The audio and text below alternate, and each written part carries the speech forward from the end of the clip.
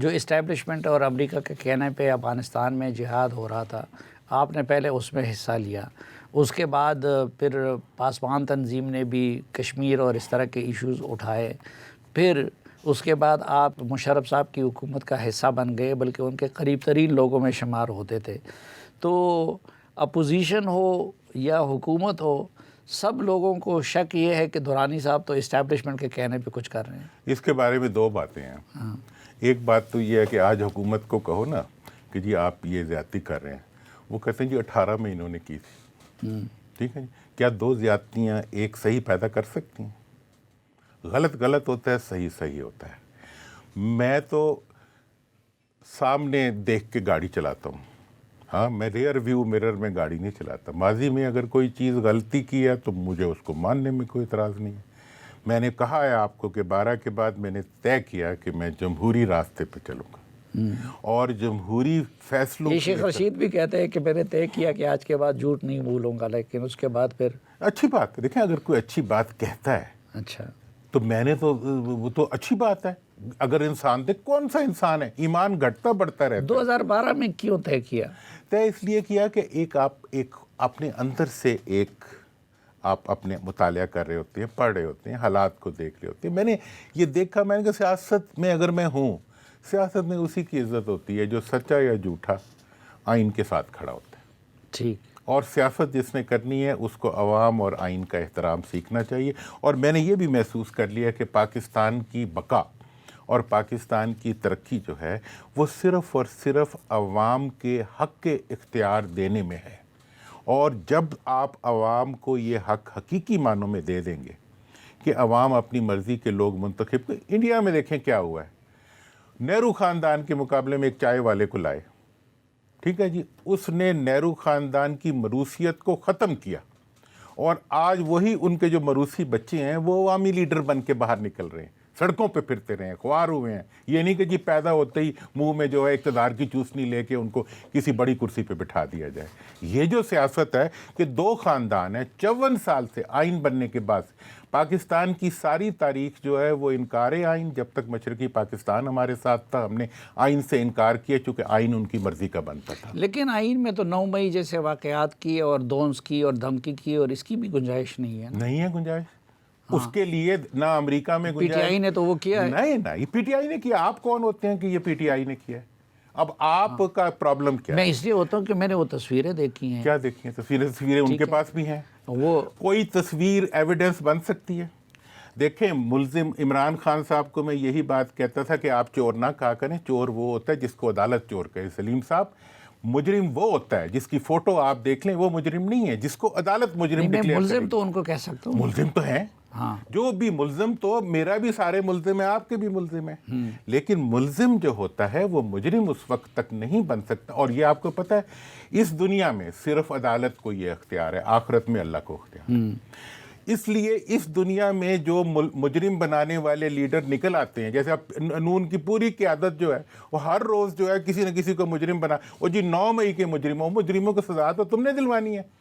آپ کو پتہ ہے جو یہ 9 مئی پی ٹی آئی نے نہیں کیا تو کس نے کیا؟ یہ مجرموں نے کیا، ہاں، جن کو آپ سزا نہیں دے رہے، حکومت سزا نہیں دے رہی۔ اور وہ مجرم کس سے وابستہ تھے؟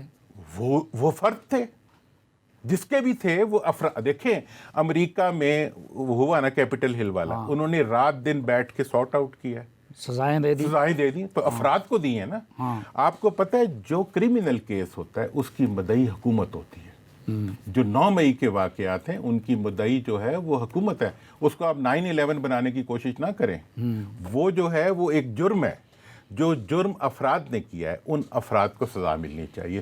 سزا دینے کا طریقہ کار کیا ہوگا کہ پولیس ایک استغاثہ بنائے گی، وہ استغاثہ جو ہے وہ عدالت میں پیش ہوگا، اگر عدالت کسی کو مجرم کر دے گی تو وہ مجرم ہو جائے گا، ورنہ اس وقت تو یہ ہے کہ سارا شک حکومت کی طرف جا رہا ہے۔ لیکن اس وقت آپ کو اپنے ایفرٹس کی کامیابی کا کوئی امکان نظر آتا ہے؟ کیونکہ ایک طرف عمران خان صاحب بھی اپنی جگہ سے ہٹنے کو تیار نہیں ہیں، دوسری طرف اسٹیبلشمنٹ بھی اپنے موقف سے پیچھے ہٹنے کو تیار نہیں ہے۔ دیکھیں میں اسٹیبلشمنٹ کو تو اس میں پارٹی سمجھتا ہی نہیں ہوں۔ میں نے پہلے بھی کہا تھا کہ اسٹیبلشمنٹ نہ بات کر رہی ہے، نہ کرے گی، نہ کرنا چاہیے۔ میرا یہ موقف ہے. یہ معاملہ جو ہے یہ سیاستدانوں کے بیچ میں ہے اور ہونا چاہیے. اس وقت پچھلے 54 سال کی ہماری سیاست یہ کہتی ہے کہ ان دو خاندانوں نے ابھی تو آپ نے خود فرما دیا نا اس کے وکٹم ہے وہ فوج ہے 9 مئی کا, اور دوسری طرف آپ کہتے ہیں کہ یہ معاملہ سیاستدانوں کے درمیان ہے. میں کہہ رہا ہوں نا کہ میں یہ کہہ رہا ہوں کہ وہ تو ایک فوجداری کیس ہے جس میں فوج کو پہ ظلم ہوا ہے, وہ اس کا تلافی چاہتی ہے. وہ تلافی کون دے گا؟ سیاستدان دیں گے نا, یا عدالت دے گی. سیاستدانوں نے مقدمہ بنانا ہے اور عدالت نے فیصلہ کرنا ہے. اس میں کسی کو ریزسٹ نہیں کرنا چاہیے, خاموشی. دوسری بات یہ ہے کہ یہ حکومت کا اختیار نہیں ہے کہ وہ سیاست کے لیے اس واقعے کو استعمال کرے.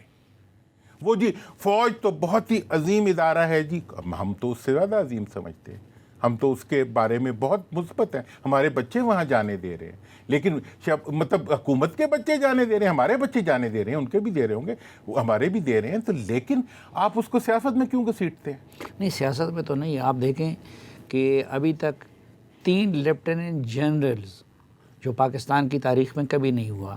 پہلے لاہور کے کور کمانڈر, پھر منگلہ کے کور کمانڈر, اور اب جو ہے جنرل فیض حمید صاحب کا کورٹ مارشل ہو رہا ہے. تو یہ تو فوج کی تاریخ میں کبھی بھی نہیں ہوا. میں نے کل یہ بات کی ہے اور آج دوبارہ کروں گا کہ یہ ادارہ جاتی جو اصلاحات ہوتی ہیں اور ادارہ جاتی جو اکاؤنٹیبلٹی ہوتی ہے وہ اداروں کو زندہ رکھتی ہے.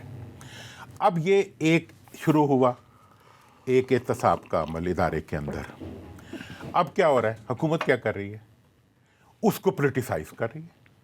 کچھ ہمارے جرنلسٹ بھی جو ہیں وہ اس کو پولیٹیسائز کر رہے ہیں, حکومت سے فیڈ لے کے آ جاتے ہیں. یا وہ جو پیرا ISPR نے جاری کیا ہے اس کا ایک تو امپورٹنٹ نہیں ہے, 2 امپورٹنٹ ہے. اس کا پیرا نمبر 2 کہ جی اس میں پولیٹیکل اٹیچمنٹ کی بات کی گئی اور وہ اس کی طرف اشارہ ہے. بھائی نہیں, پیرا 1 زیادہ امپورٹنٹ ہے کہ انہوں نے کرپشن کی بات کی ہے, وہ آپ لوگ بہت زیادہ کرتے ہیں.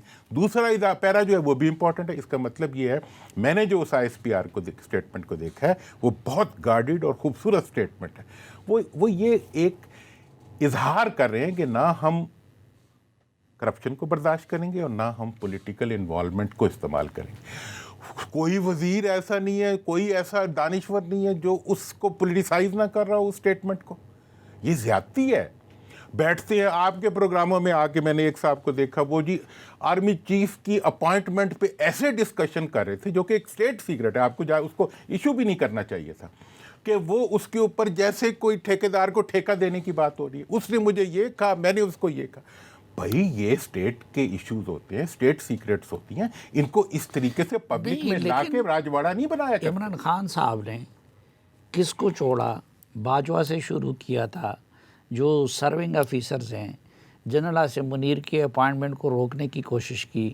تو آپ اس طرف کو بھی دیکھیں نا, جب وہ طرف ابھی بھی یہ کہاں سے جنریٹ ہوا تھا کہ جب جنرل باجوہ صاحب اور ان پہ جو ہے ایک الزام لگا تو اس کی وجہ سے دوسرے فریق کو بھی اس پہ بات کرنی پڑی.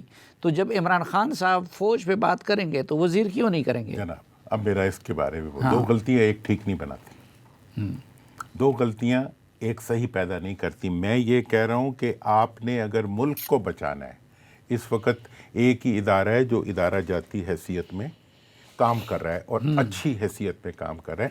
اس کو آپ اگر سیاستدانوں کی ریٹورک کے لیے, اور یہ ہر جس صحافی نے اوپر جانا ہوتا ہے وہ یا فوج کے خلاف لکھ دیتا ہے یا اس کے حق میں لکھ دیتا ہے. یار فوج سیاست کے لیے نہیں ہے. فوج کو آپ ملک کے دفاع کے لیے, ملک کی سلامتی کے لیے, ملک کی بقا کے لیے وہ ایک ادارہ ہے, اس کو ادھر ہی رہنے دیں. خدا را اپنی سیاست کو خود کریں. شہباز صاحب نے سیاست کرنی ہے تو, اور یہ میں آپ کو بتا دوں, وہ عمران خان صاحب کا بھی طرف سے آتا تھا کہ جی ہم فوج اور حکومت ایک پیج پہ. فوج اور حکومت ایک پیج پہ نہیں ہوا کرتے, فوج اور حکومت ایک ہوا کرتے ہیں, تبھی حکومتیں چلتی ہیں. ہاں البتہ اگر آپ مجھے یہ کہیں کہ جی حکومتی پارٹی کی سیاست اور فوج ایک ہے, وہ ایک نہیں ہو سکتے. فوج پورے قوم کی فوج ہوتی ہے. مطلب جیسے میں یوں کہہ لوں کہ میاں نواز شریف اور فوج ایک نہیں ہو سکتے. قوم کا